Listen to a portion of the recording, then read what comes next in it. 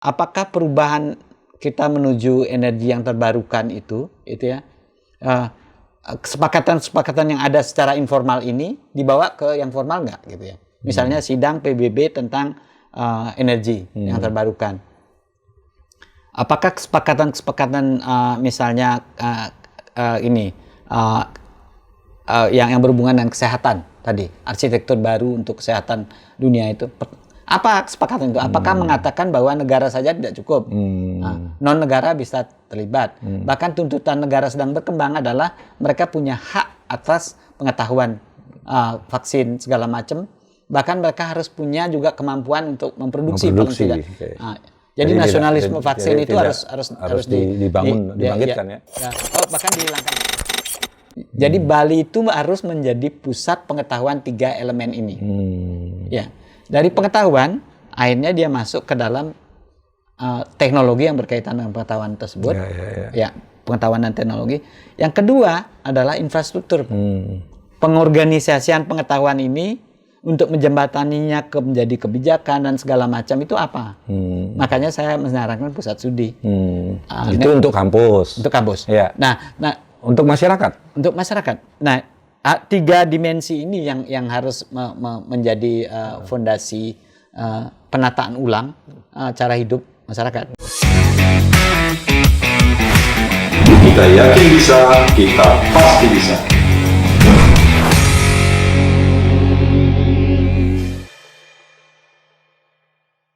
Kita udah bicara tadi bahwa ada 3 posisi strategis Indonesia ya. Dan itu bagi Indonesia G20 ini adalah momentum. Untuk membangun Indonesia, untuk meyakinkan negara dunia bahwa Indonesia ini adalah negara yang kuat dan siap. Tetapi sebagai, ini kita bicara, sebagai tuan rumah dan sebagai pimpinan G20, kemarin kan sempat diancam nih sama G7. Jadi sukses perhelatan G20 ini tentu akan juga sangat dipengaruhi oleh kehadiran paling tidak 10-20 delegasi itu utuh lah gitu. Gimana Pak Tut? Nah, dari kacamata negara dan lembaga formal, memang kehadiran itu sangat penting ya. Karena itu recognition ya. Apa ya istilahnya? Pengakuan dari pengakuan terhadap kepemimpinan Indonesia, pengakuan apakah Indonesia itu mereka itu teman-teman yang benar-benar siap kita ketika bermasalah atau tidak, mereka gitu ya. Dan upaya Indonesia kan berusaha mereka supaya hadir, karena itu secara politis dianggap sebagai kunci keberhasilan.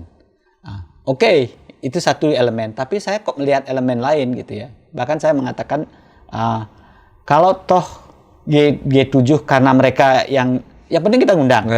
Perkara mereka hadir tidak kan mereka punya urusan sendiri dalam persoalan. Nah, sebagai orang yang mengundang, kita harus stick menurut saya ke dalam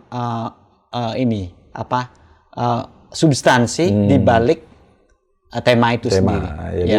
Jadi lebih kalau saya G20 sendiri kan berkembang sekarang ke wilayah G7 yang namanya selain G ada P210 ya, Parliamentary 20. Ada yang namanya Women W20. Ada yang namanya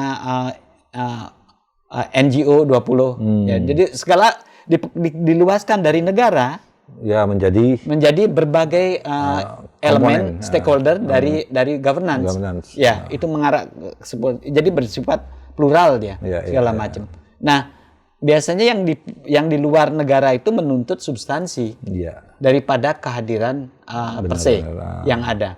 Nah, kalau menurut saya lebih baik fokus dan energi kebijakan yang ada itu diarahkan ke wilayah penyiapan agenda. Gimana ini 3 hal ini supaya benar-benar serius? Tolak ukurnya ya, misalnya tolak ukurnya. Apakah perubahan kita menuju energi yang terbarukan itu ya? Kesepakatan yang ada secara informal ini dibawa ke yang formal nggak gitu ya? Misalnya sidang PBB tentang energi yang terbarukan. Apakah kesepakatan misalnya yang berhubungan dengan kesehatan tadi, arsitektur baru untuk kesehatan dunia itu? Apa kesepakatan itu? Apakah mengatakan bahwa negara saja tidak cukup? non-negara bisa terlibat. Bahkan tuntutan negara sedang berkembang adalah mereka punya hak atas pengetahuan vaksin segala macam. Bahkan mereka harus punya juga kemampuan untuk memproduksi. Paling tidak. Jadi nasionalisme vaksin itu harus dibangkitkan ya. Bahkan dihilangkan, Pak. Yang dimaksud dengan nasionalisme vaksin itu negatif biasanya. Oh ya. Ya, karena negara-negara maju itu tidak mau ngasih pengetahuannya. Karena alasan strategis apa segala macam. Mestinya jangan lagi bicara negara ya ketika bicara obat kan gitu. Iya. Manusia. Termasuk vaksin. Ini bicara manusia. Manusia yang harus jadi negara sedang berkembang itu menuntut hak itu. Jadi G20 itu sebenarnya adalah, kalau saya bahasakan dengan sederhana, adalah forum informal negara-negara yang ada untuk menuntut keadilan tata dunia baru. Tatanan dunia baru. Ya, jadi keadilan itu harus dimanifestasikan ke dalam tiga keadilan tadi. Satu tentang energi, keadilan tentang kesehatan, dan keadilan tentang teknologi. Nah, tiga keadilan itu yang belum ada yang dituntut. Kalau menurut saya kehadiran kepala negara G7 yang tidak mau datang itu melegitimasi posisi mereka terhadap tiga tema itu. Termasuk juga komitmen mereka dalam membangun tatanan dunia baru kan. Jadi mereka harus abaikan kepentingan-kepentingan. Dari kacamata Indonesia sebenarnya G20 itu adalah kelanjutan peran dari NAM ya, Non-Alignment Movement, atau negara-negara yang tergabung ke dalam non-align artinya tidak non-blok ya. Dan ini sesuai juga dengan politik luar negeri kita kan, yang bebas dan itu sudah dibuktikan ketika konferensi Asia Afrika betapa kuatnya positioning Indonesia ketika ada blok barat dan blok timur, lalu Indonesia ada di tengah-tengah dengan menggandeng banyak negara. Pertanyaan orang dalam jangka panjang kalau menurut saya 10 tahun dari sekarang, 20 tahun dari sekarang bukan lagi berapa orang yang hadir. Kepala negara itu yang tidak mau datang itu karena ada kasus perang Ukraina itu, bukan itu nanti bukan itu maksudnya. Tapi pertanyaannya adalah tiga tema ini mengejawantah menjadi formalitas, bahkan jadi gerakan bersama komitmen lanjutannya. Nah, ini kan diadakan di Bali, Pak Tut. Apa lalu keuntungan Bali terhadap penyelenggaraan G20 ini? Nah, sebenarnya kalau menurut saya ya, ini harus ditangkap oleh bukan hanya Provinsi Bali ya, tapi berbagai lembaga publik seperti kampus. Karena tiga tema yang diambil itu yang sebenarnya menurut saya mengubah Bali. Kalau saya diseriuskan. Satu, energi misalnya. Di manakah pusat pengembangan pengetahuan tentang perubahan energi ini? Energi ini. Itu kan pertanyaan yang sangat signifikan, yang harus kita jawab ya, untuk ini. Misalnya contoh. Untuk mengubah diri kita menjadi yang sangat mendukung energi yang terbarukan ya Pak ya. Apakah lembaga-lembaga seperti universitas, negara segala macam itu sudah punya program menghijaukan kampusnya misalnya atau lembaganya? Thailand, ini saya lagi ngobrol-ngobrol dengan kawan dari Thailand, itu kan ada satu kampus yang mau kerjasama dengan Warma Dewa, namanya Naresuan. Itu kampusnya itu sudah berubah Pak menjadi kampus Green hijau. Campus, ya? Green Campus. Pengetahuan yang diajarkan dulu ke semua elemen masyarakat kampus, kemudian akhirnya mereka mengubah secara fisik kampusnya. Jadi Green Campus itu tidak hanya nanamin pohon di kampus kan, tapi teknologi. Listriknya sudah mulai pelan-pelan diubah menjadi ini Pak, tenaga surya. Kan itu. Dan Cina, kembali ke Cina, berhasil mengubah beberapa provinsinya itu karena dia pertama menciptakan pabrik pembuatan voltaik ya, fotovoltaik itu. Jadi tabir yang bisa mengubah dari tenaga surya menjadi energi yang disimpan. Nah itu jadi murah sekarang di Cina. Nah saya tidak tahu di Thailand, nanti kita cek apakah yang mereka lakukan. Jadi kembali lagi ke pertanyaan Pak Wisnu tadi, apa yang harus dilakukan? Bagaimana Bali menangkap G20? Tentu satu, dia harus mendukung kesuksesan G20 itu sendiri. Sebagai tuan rumah yang baik. Gitu. Ya. Tapi lanjutan tangkapan itu, apakah mengejawantah menjadi agenda Bali untuk perubahan di 3 lini ini? Ya, satu tadi energi, 2 jadi enggak slogan dan program pemerintah lagi, kesehatan, dan yang ketiga itu adalah teknologi. Ada 3 elemen yang harus disiapkan, Pak. 1 pengetahuan. Jadi Bali itu harus menjadi pusat pengetahuan 3 elemen ini. Ya, dari pengetahuan akhirnya dia masuk ke dalam teknologi yang berkaitan dengan pengetahuan tersebut. Ya, pengetahuan dan teknologi. Yang kedua adalah infrastruktur. Pengorganisasian pengetahuan ini untuk menjembataninya menjadi kebijakan dan segala macam itu apa? Makanya saya menyarankan pusat studi. Itu untuk kampus. Untuk kampus. Ya. Nah, untuk masyarakat. Untuk masyarakat. Nah, 3 dimensi ini yang harus menjadi fondasi penataan ulang cara hidup masyarakat, Pak. Ya. Yang energi misalnya, mereka generasi mudanya terutama mulai disadarkan bahwa dia tidak boleh meninggalkan warisan dalam bentuk karbon. Nah, itu disebut carbon tracing, Pak, ya. Ya, jadi kalau di negara-negara maju yang sudah hijau, cara berpikirnya kan masyarakat itu anak-anak dari kecil udah tahu. Kalau saya membuang sampah sebegini, gimana cara saya membalance itu dengan menanam pohon atau apa gitu. Ya. Jadi energi, kemudian yang kedua adalah kesehatan. Nah, kesehatan itu untuk masyarakat di luar kampus, terutama Provinsi Bali, apakah rencana bahwa Bali itu akan menjadi pusat kesehatan regional. Misalnya itu masuk ke dalam tata pengalokasian anggaran misalnya. Jadi 3 dimensi ini masuk ke dalam harus masuk ke budget. Budget. Ya. Karena infrastruktur itu harus tercerminkan ke dalam budget. Tapi Nanggun Satkerti Loka Bali saya pikir satu konsep yang sangat konseptualis. Ya, konseptualis pas sebenarnya. Kalau sekarang kan bagaimana itu diimplementasikan kan? Ya, ke dalam 3 hal. Ke dalam 3 aspek itu. Ya, satu adalah ini sebagai norma atau sebagai value, nilai, kan harus diterjemahkan menjadi pengetahuan. Nah, sambungannya di mana gitu? Itu. Terutama misalnya konsep Danukerti. Ya, Danukerti ya.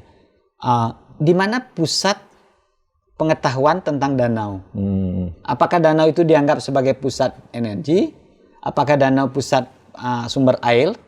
Apakah danau itu dianggap sebagai pusat biodiversity yang dia akan membuat hutan di sekitarnya Jadi jalan. ada semacam transformasi pengetahuan ya.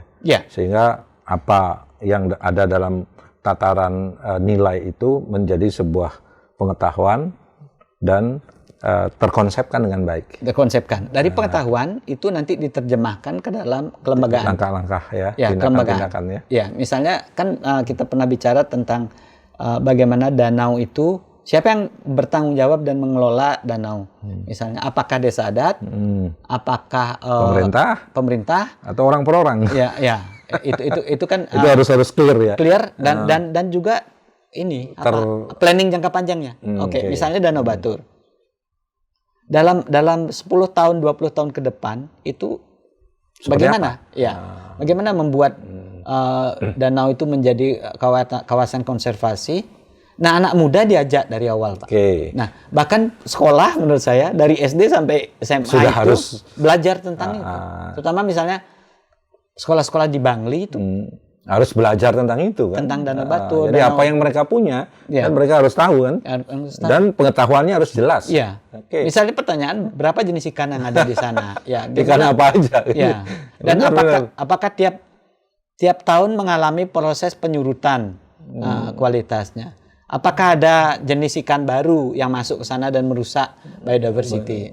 Itu kan sebenarnya laboratorium hidup yang kita sudah punya. Ya, tinggal bagaimana pengetahuan tentang itu kita gali. Dan dari pengetahuan nanti ini nih Pak Tut. Ini kita kan pariwisata nih.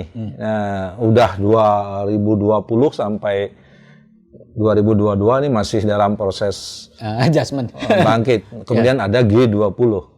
Apa dampaknya terhadap pariwisata kita? Nah, pertanyaan kita adalah apakah pariwisata itu menjadi sektor industri strategis, bahkan ekonomi Sokoguru ekonomi Bali jangka panjang? Pertanyaan itu. Kalau menurut saya itu harus dijawab, Pak, karena momen krisis ini membuat kita sadar bahwa pariwisata itu adalah industri kapitalis paling mahal, Pak. Paling canggih. Karena dia membutuhkan uang sangat banyak, membuat segala skill, dan sangat rentan. Memang dia besar penghasilannya, dan proses pengelolaannya sangat membutuhkan pengetahuan, network, segala macam. Tapi dia tidak boleh ada yang fondasinya itu rapuh. Jadi dia besar, luxurious, mahal, tapi juga rentan dan rapuh. Itu. Pertanyaannya adalah hampir seluruh dunia sekarang mendasarkan terutama negara-negara besar pada pariwisata. Karena bagi mereka dari pariwisata itu akan berkembang trade, bahkan ada berkembang imajinasi tentang kesehatan sebuah bangsa, tanda kutip, secara ekonomi. Jadi begitu kita bisa, misalnya begitu kita bisa pergi ke Hong Kong, semua fasilitasnya jalan dengan baik, cara berpikir kita adalah, oh, ekonomi Hong Kong sudah bangkit, kita bisa berdagang dengan dia, kita bisa mengembangkan industri di sana, segala macam. Jadi pariwisata itu bukan hanya menghasilkan uang untuk penduduk sekitar, tapi imajinasi tentang maju tidaknya suatu masyarakat. Bahkan juga tentang peradaban. Tapi itu yang mau dituju. Itu yang menurut saya. Jadi kalau toh kita mau menganggap bahwa investasi, jadi kan ada yang pet dependent ini, Pak. Investasi di Bali terhadap pariwisata kan sudah sangat besar. Pet dependent dia, Pak. Nggak mungkin mundur, tanda kutip. Ya. Masyarakat juga kan sudah mengalami proses transformasi struktural pekerjaan ke skill-skill pariwisata. Mungkin seperti 2/3 dari penduduk sudah engage di sana. Pasca COVID mungkin menurun sedikit, beberapa persen ya.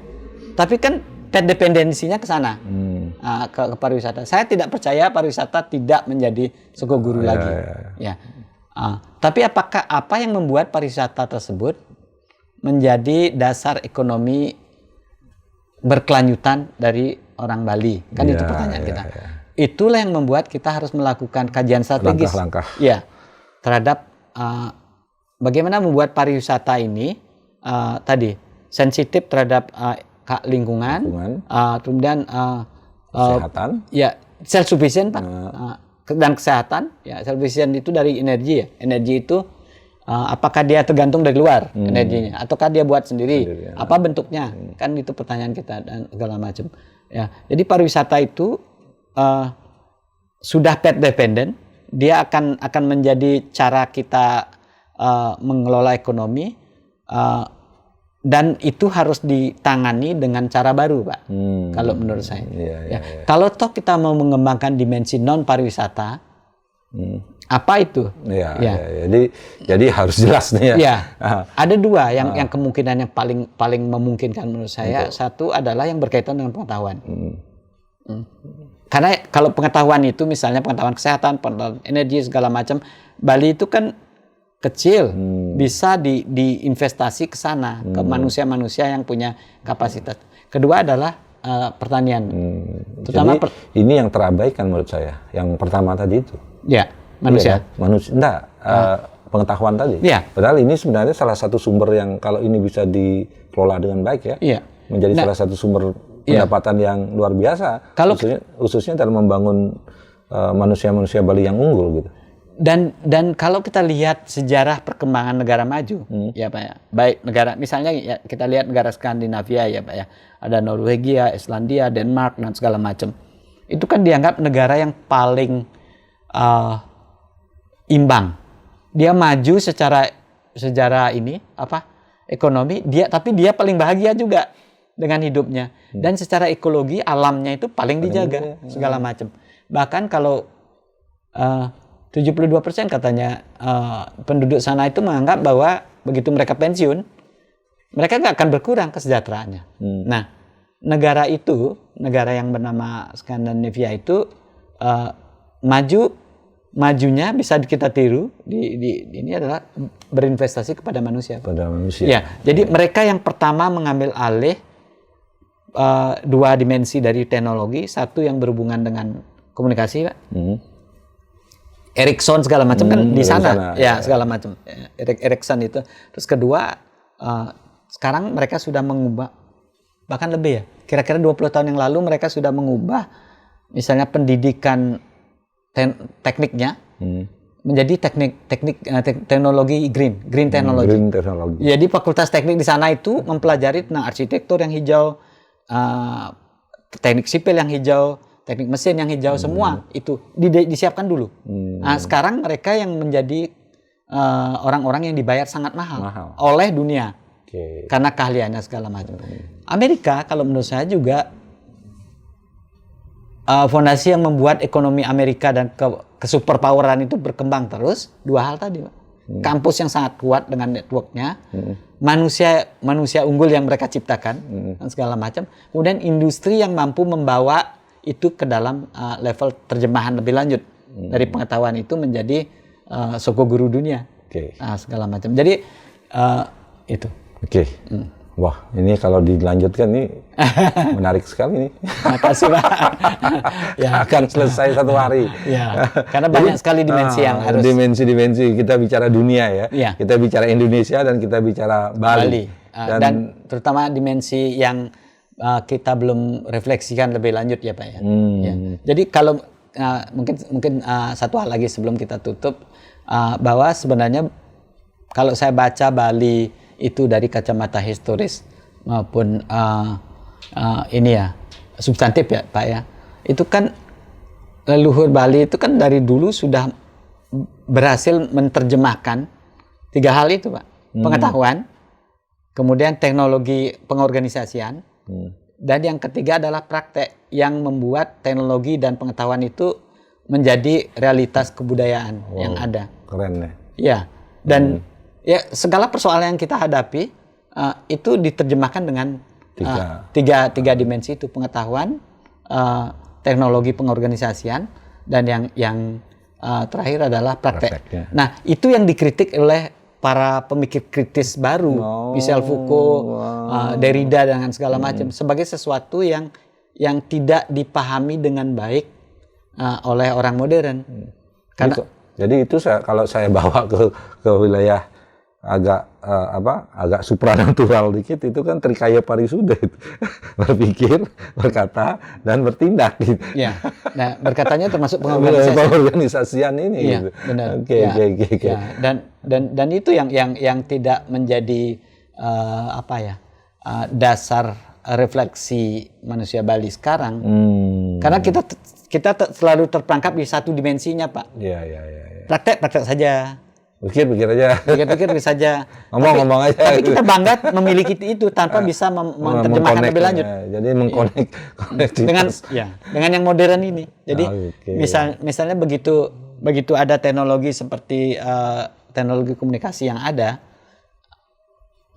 apa guna teknologi komunikasi untuk orang Bali? Itu kan menjadi alat untuk teman-teman gitu kan.